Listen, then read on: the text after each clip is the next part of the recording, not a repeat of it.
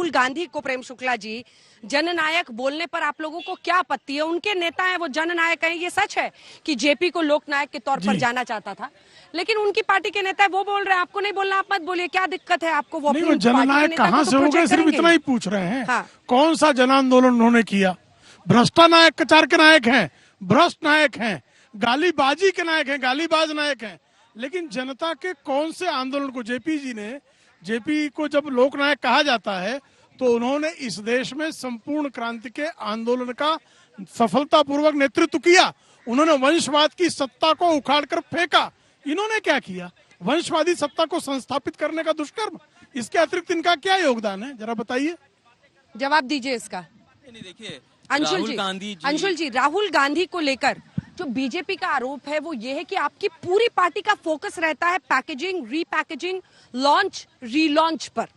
क्या ये सच नहीं है? वरना इतने दिग्गज नेता कहां एक एमपी को डिफेंड करने के लिए आते हैं सामने?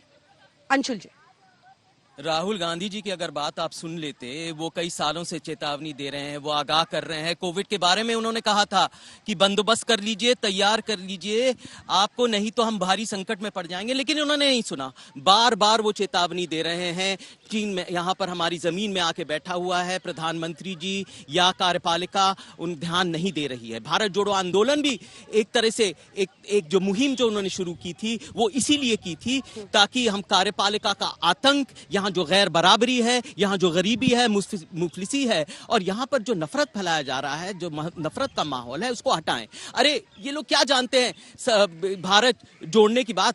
ये कैसे जान सकते हैं? और मुझे बड़े ताज्जुब होता है अंजना जी, जब ये भारत छोड़ो क्विट इंडिया मूवमेंट की बात करते हैं। आज हम उन लोगों की शहादत को याद करते हैं, उन कुर्बानियों को याद करते हैं जिन लोगों ने खून बहाया था, लेकिन मैं जानना चाहता हूं कि संघ परिवार से इनकी विचारधारा रखने वाले लोग कितने ज्यादा हैं जिन्होंने मुल्क के लिए खून बहाया था? है भी नहीं तो ये बड़ा ताज्जुब है, बड़ी अजीब विडंबना है कि भारत छोड़ो क्विट इंडिया मूवमेंट की ये लोग बात कर रहे हैं। भारत छोड़ो आंदोलन में आप लोग कहां थे वो पूछ रहे हैं। इसीलिए उनको बताना चाह रहा हूं, 28 दिसंबर 1885 को कांग्रेस की स्थापना क्यों हुई थी? अंग्रेजों की सेवा करने के लिए 28 दिसंबर। इतिहास में आपको बता देता हूँ प्रेम शुक्ला जी, मैं आपको इतिहास बता देता हूँ। 28 दिसंबर 1885 को कांग्रेस की स्थापना। अरे भारत जोड़ो, शाउटिंग मैच नहीं, प्लीज सर, प्लीज। आप देख ही रहे हैं, दूसरे चैनल है जहाँ पर अगर शाउटिंग मैच लोगों को देखना होगा देख लेंगे। आज तक पर अंजना जी, आपको शाउटिंग होने नहीं देती है। ये लोग भारत जोड़ो आंदोलन में अंग्रेजों के साथ क्यों थे? मुझे उत्तर देने का अवसर तो दे, मुझे उत्तर देने का तो अवसर दे। 28 दिसंबर 1885 को कांग्रेस की स्थापना का प्रस्ताव क्रमांक 1, अंग्रेजों की सेवा करने के लिए संगठन का गठन।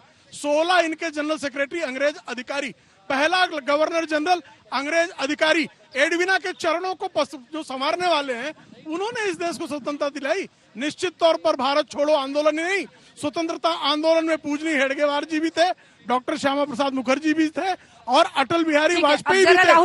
मुझे पूछा जाता हूँ, मुलायम सिंह यादव कौन सा पुरखा था स्वतंत्रता आंदोलन में? मुलायम सिंह यादव कौन सा पुरखा था? स्वयं मुलायम सिंह यादव को विश्वनाथ प्रताप सिंह डाकू कहते थे। उनका जो है एनकाउंटर करने का आदेश निकाल रखा था। जरा बताइए भाई साहब। अरविंद वाजपेयी जी, राहुल गांधी को मतलब उनको कोसना भी है, उनका अट्टहास भी उड़ाना है और राहुल गांधी को ही सुनना भी है। सबसे ज्यादा बेकरार बीजेपी वाले हैं। मतलब सोचिए आप, मंत्री से लेकर सांसद सब सदन में कह रहे हैं कि राहुल गांधी क्यों नहीं बोल रहे हैं, राहुल गांधी क्यों नहीं बोल रहे हैं। ये क्या भाई अविश्वास, क्या उत्सुकता है? अंजना जी, अविश्वास प्रस्ताव तो यही लोग लेके आए हैं, पहले इनको ही बोलना है और कांग्रेस ही लीक करते हैं। या उन्होंने कल चिट्ठी भी दी थी कि राहुल गांधी बोलेंगे। बोले ना बोले हमें क्या फर्क पड़ रहा है? बीजेपी को क्या फर्क पड़ेगा या एनडीए को क्या फर्क पड़ेगा? देश की जनता देखती है और कई बार देखा है देश की जनता ने राहुल को बोलते हुए। मुझे याद आ रहा है वो सीन, बोले थे और फिर आपस में आंख मार रहे थे, फिर मोदी जी के जाके गले पड़ गए थे। मतलब हम ये कह रहे हैं इन चीजों से क्या बनेगा? अगर आपके पास कोई विजन है, अगर आपके पास कोई तथ्य है तो उनको लाइए ना जनता के सामने। मोदी जी तो बड़े साफ तौर से कह रहे हैं कि 9 साल में जो हमने काम किए हैं और अपने मंत्रियों को भी हिदायत दे दी, सबको, कार्यकर्ताओं को हिदायत, जाइए जनता के सामने पेश कीजिए, जाइए जनता को बताइए। तो एक्चुअली जनता को काम देखने हैं और वो काम पे मोहर लगाती है। वही 14 में किया, वही 19 में किया और वही 24 में करने जा रहे हैं। अरे भाई, सजा याफ्ता आज भी हो, आई एम सॉरी, कन्विक्टेड है आज भी, सिर्फ स्टे मिला है एक बात का, तो इतनी खुशियां किस चीज की मना रहे हैं? कल को अपील डिसमिस हो गई तो फिर सजा आपको इस पर एक जवाब आप दे दीजिए। वो कह रहे हैं कि कन्विक्शन पर स्टे लगा है, 2 साल की सजा पर रोक लगी है, अभी तो मामला चल ही रहा है कोर्ट में। अंशुल जी। नहीं, जो मामला चल रहा है सो चल रहा है, अभी तो आएंगे, अभी तो बोलेंगे। और इतना ही नहीं, राहुल गांधी जी 2-3 साल से, कई सालों से बोल रहे हैं, सरकार की आलोचना कर रहे हैं, इनकी जो खामियां हैं, इनकी जो अयोग्यता है वो लोगों के सामने ला रहे हैं। अविश्वास प्रस्ताव का यही मतलब है। प्रधानमंत्री जी एक तरह से उन्होंने मौन संकल्प ले रखा है और कोई विकल्प भी नहीं था कि आके प्रधानमंत्री जी पार्लियामेंट में बोले। तो आपकी ही मैगजीन में, आप ही के चैनल में ये लिखा गया है कि प्रधानमंत्री जी मतलब 9 साल में 30 बार बोले हैं, मतलब एक सत्र में कम से कम एक बार भी नहीं बोल पाए वो। जरा सोचिए।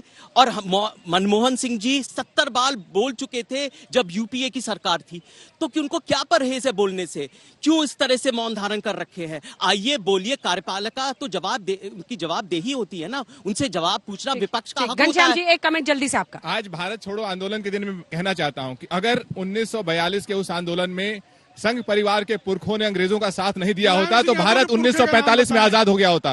अगर ये लोग अंग्रेजों की बैसाखी नहीं बने होते तो भारत 1945 में आजाद हो गया होता। जब देश के सारे आजादी के दीवाने जेल में थे तो संघ परिवार, इसके पुरखे, ये सारे लोग अंग्रेजों की चाटुकारिता कर रहे थे, उनकी मदद कर रहे थे। इसीलिए जो 1947 में हम आजाद हुए, 1945 में नहीं आजाद हो पाए।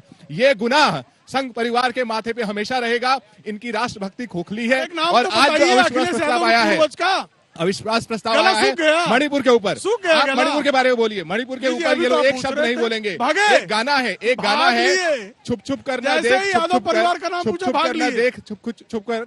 लोकतंत्र के सफर में तू अकेला ही नहीं है, हम भी तेरे हम सफर हैं। अगर प्रधानमंत्री में हिम्मत है तो आज संसद में आए और चेहरा दिखाएं। देश को कायर प्रधानमंत्री नहीं चाहिए। अगर देश के प्रधानमंत्री में हिम्मत है, कल नहीं आए, आज आए। गालीबाजी के अलावा कुछ नहीं। आज भारत जोड़ो आंदोलन का दिवस है। आज देश में साहस का दिवस है, वीरता का दिवस है।